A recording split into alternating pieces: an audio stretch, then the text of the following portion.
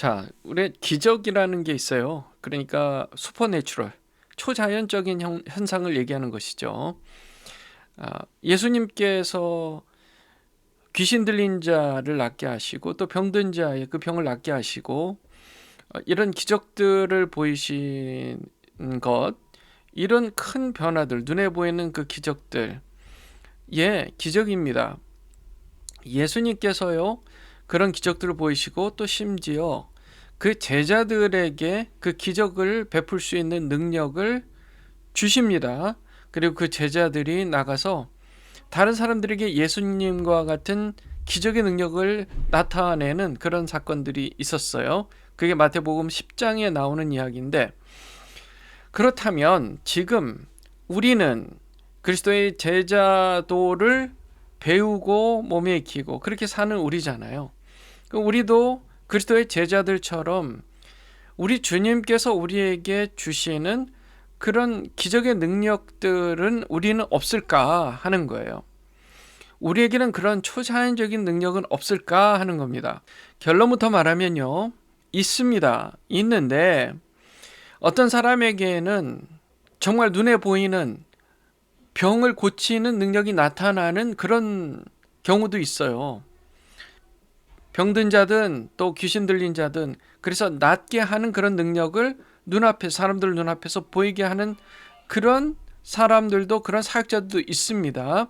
그러나 대부분의 경우는 그렇게 초자연적인 현상이 그렇게 확실하게 눈에 보이지는 않지만 인격의 변화로 나타남으로써 그 기적적인 능력으로 나타나는 겁니다.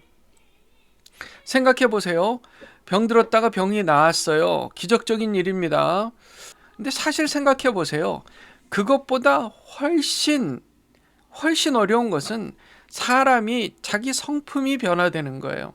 그 성품이 변화되는 것만큼 어려운 그런 기적은 없는 거예요.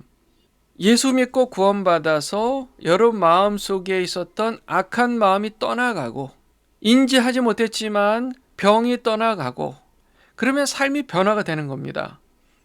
저는 그것을 확신해요. 예수님을 믿고 예수님께서 그 능력을 발휘하게 하시고 예수님께서 허락하시면 그와 같은 성품의 변화들, 기적적인 일상의 기적적인 변화들이 일어난다고 저는 확신합니다. 자, 그 능력을 우리에게 주셨다는 사실 믿으시기를 주님의 이름으로 축원합니다. 마태복음 10장 1절에 보면 예수께서 그의 12 제자를 부르사 더러운 귀신을 쫓아내며 모든 병과 모든 약한 것을 고치는 권능을 주니라. 그래서 12 사도의 이름을 쭉 얘기합니다. 자, 예수님께서요 5절에 보면 이 제자들을 보내시는데 이방인들, 사마리아인들한테 가지 말고 이스라엘 사람들에게 가라는 거예요. 예수님이 왜 그렇게 하셨을까? 예수님이 왜 이방인들에게 가지 말고 하나님의 잃어버린 자들, 이스라엘에서의 그 하나님의 잃어버린 자들에게 가라고 하셨을까? 하나님께서 원하셨던 그 순서는 먼저 1번, 하나님의 선민이었던 이스라엘을 먼저 하고, 그리고 나서 이방인들에게 복음을 전하기를 하나님께서 원하셨어요. 그래서 제자들에게 먼저 이방인들보다는 그 이스라엘 사람들에게 복음을 전하도록 그렇게 하셨습니다. 그들에게 그렇게 하시면서, 누구에게 가라 그렇게 하시면서 동시에 이렇게 얘기하십니다. 너희들이 가서 전파하되 이렇게 말해, 천국이 가까이 왔다. 천국이 가까이 왔다. 즉 하나님 나라가 임했다 라는 얘기를 해라. 그게 복음을 전하는 마음입니다. 그리고 8절에 이렇게 얘기해요. 병든 자를 고치며 죽은 자를 살리며 나병 환자를 깨끗하게 하며 귀신을 쫓아내되 너희가 거저 받았으니 거저 주라. 그렇게 얘기합니다. 너희 전대 금이나 은이나 동을 가지지 말고 여행을 위하여 배낭이나 두벌 옷이나 신이나 지팡이를 가지지 말라. 이는 일꾼이 자기의 먹을 것 받는 것이 마땅함이라. 제가 예전에 노방전도를 하러 나갈 때 저는 그런 마음이 있었습니다. 정말 아무것도 가지지 않고 내 안에 내 속에 있는 것, 복음에 대한 것, 그거 하나만 가지고 아주 심플하고 포터블하게, 그냥 단촐하게 심플한 마음으로 누구를 만나든 그냥 복음을 전하고 그냥 그렇게 얘기하는 거예요. 아무것도 다른 것을 의지하지 않는 거예요. 또 이렇게 얘기하세요. 11절에 어디를 가든지 어느 마을에 가든지 그 중에 합당한 자를 찾아내라. 먼저 거기서 머무러라. 합당한 자, 즉 예수 그리스도를 잘 믿고 하나님을 사랑하고 그 마음에 이 제자들을 섬길 줄 아는 마음이 있는 사람을 찾아가서 거기서 유숙을 하되 떠나기 전까지 그곳에만 머물라고 얘기를 하시는 거예요. 이곳저곳 다니지 말고요. 그리고 그 집에 들어갈 때 샬롬, 평안을 빌라는 겁니다. 그 집이 이에 합당하면 그 평안이라는 그 축복이 그 집에 거할 거고, 그리고 합당하지 아니하면 그 평안이 다시 너에게로 돌아올 거라고 그렇게 얘기를 하는 것입니다. 만약에 반대로 14절에 보면 누구든지 너희를 영접하지도 아니하고 너희 말을 듣지도 아니하거든 그 집이나 성에서 나가 너희 발의 먼지를 떨어버리라. 그들은 소돔과 고모라보다 더 견디기 어려운 심판이 임할 것이다. 그렇게 얘기를 하고 있습니다. 자, 이 느낌, 예수님께서 제자들에게 임파워링을 하시면서 전도의 자리로 파송하시면서 그때 하셨던 그 말씀을 우리가 잘 마음에 새겨보세요. 단촐하게. 뭘 목적으로요? 하나님의 사람들을 찾는 목적으로 그들에게 하나님 나라를 선포한다. 그 마음이에요. 누구에게요? 하나님의 잃어버린 사람이 누굴까 찾는 거예요. 그들에게 뭘 전해요? 하나님 나라가 임했다 라고 전하고, 그곳에서 혹시 도움을 받고 머물 일이 있으면 합당한 자를 찾아서 그 사람에게만 도움을 받아라. 만약에 너희가 무슨 도움을 받으려고 했을 때 영접하지도 아니하고 그 말도 듣지 아니하고 하는 사람들은 발을 털어버리고 다시 돌아보지도 말아라. 내가 책임질게. 그들을 심판하는 것 나한테 다 맡겨 라고 하시는 거예요. 자, 이 마음으로 한번 생각해 보세요. 이 마음으로요. 자, 우리가 전도를 나가요. 그러면 우리 안에 우리에게 예수 그리스도라는 능력이 있어요. 그 능력에 힘을 입어 누굴 찾아요?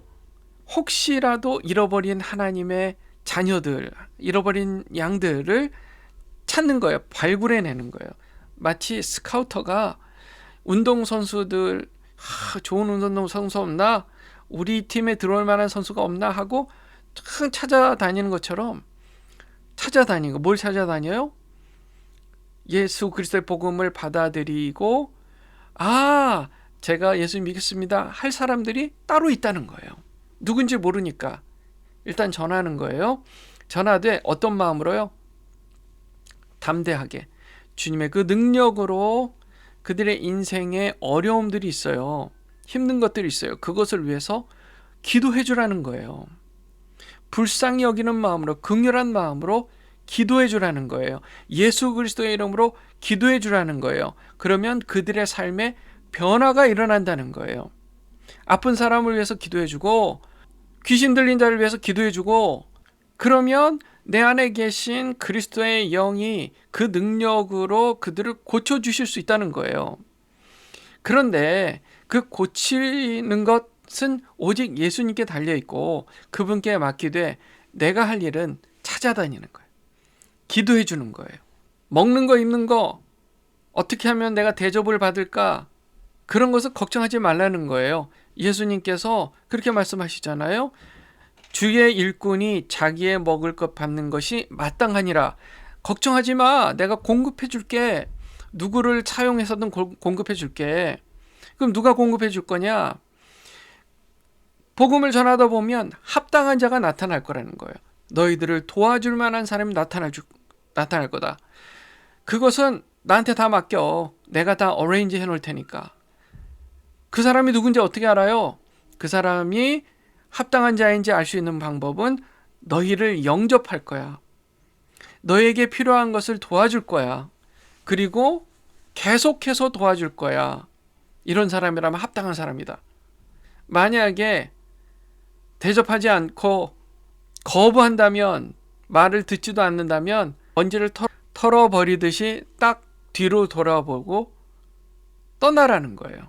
오직 그것만 생각하라는 거예요. 하나님 나라가 임했다는 메시지를 전하는 것만 생각하라는 거예요.